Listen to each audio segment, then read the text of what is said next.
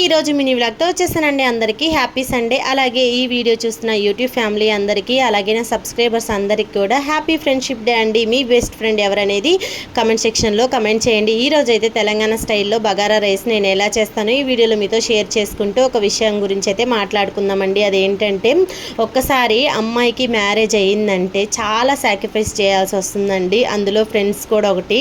ఎందుకంటారా, అబ్బాయిలు అయితే పుట్టి పెరిగిన కాడి నుంచి ఒకే దగ్గర ఉంటారు. వాళ్ళు మ్యారేజ్ అయినా ఆ ఊరు వదిలిపెట్టి వెళ్ళరు కాబట్టి వాళ్ళ ఫ్రెండ్స్ని కూడా ఎక్కువగా మిస్ అవ్వరు.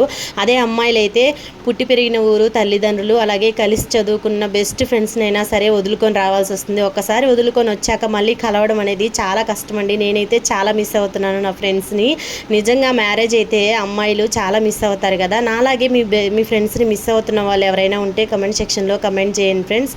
మనకు ఒకవేళ కలవాలని ఉన్న అవతల వాళ్ళ పరిస్థితులు ఎలా ఉంటాయో చెప్పలేం కదా. వీడియో నచ్చితే లైక్ చేయండి. బాయ్.